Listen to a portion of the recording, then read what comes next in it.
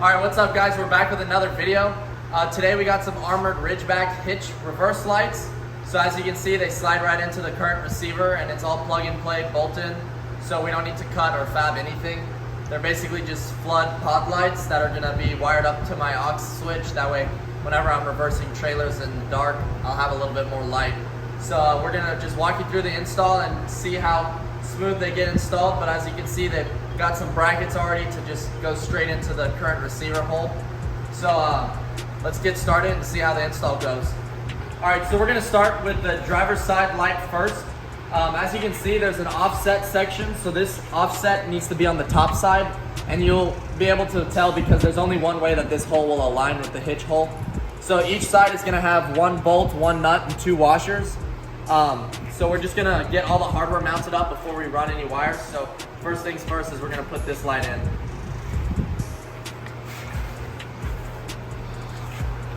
It just slides right into the receiver, and then this top lip will go above.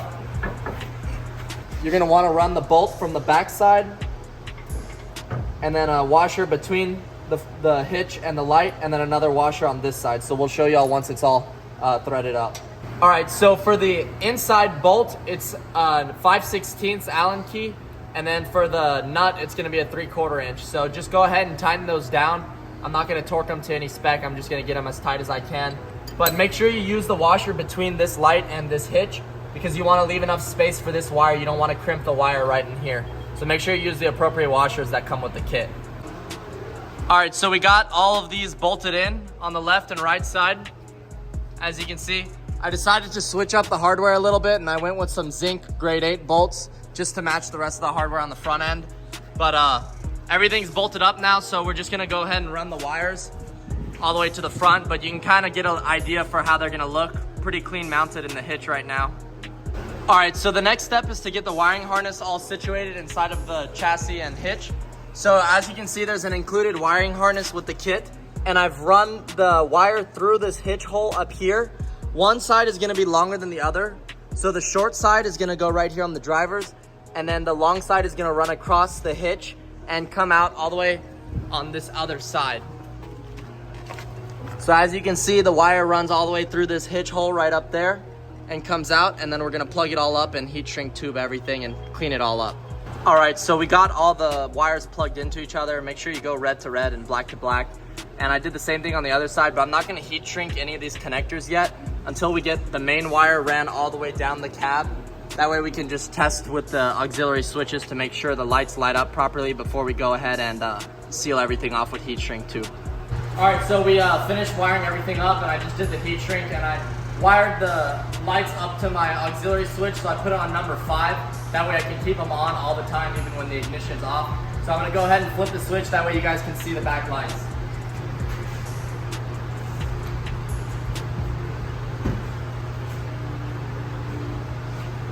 So as you can see, the pods, they're pretty bright. Obviously it's daytime and we're in the shop right now, but we'll probably try to get another view at nighttime and see how much spread we can get out of the lights, because they're half flood, half beams.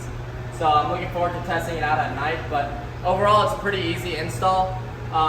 We'll get a couple more clips once the sun goes down, but everything you need was included in the kit.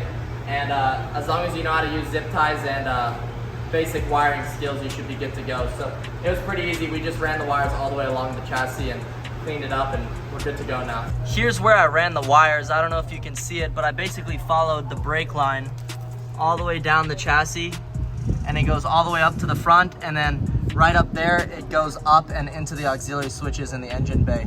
So I just tucked everything up and zip tied it as tight to the chassis as I could.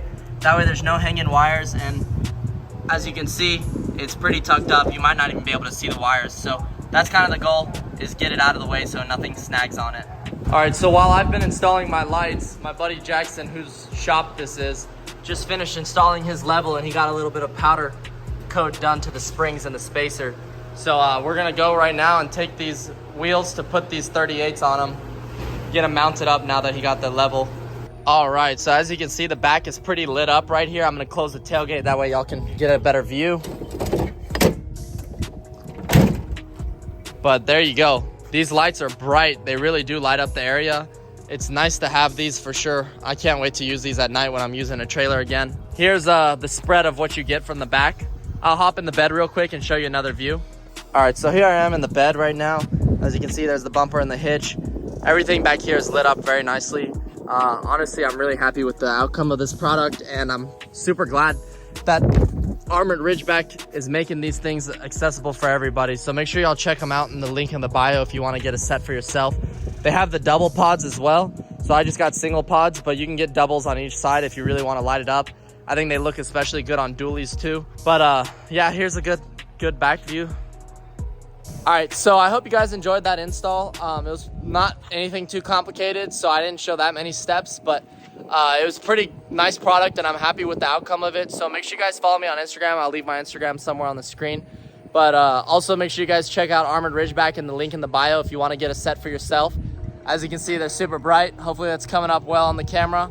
But super nice product. Definitely going to be useful for the boat ramp and at the ranch when you want to light up a campfire or a field. It's going to be nice to have. So that's why I put them on the 5th auxiliary switch. That way I can keep them on even when the ignition is off, like right now. So I can just keep an area lit up as long as I want, because they're LED, they burn like no power. So super sick. Thanks for watching. I'll see you guys in the next video. Hey.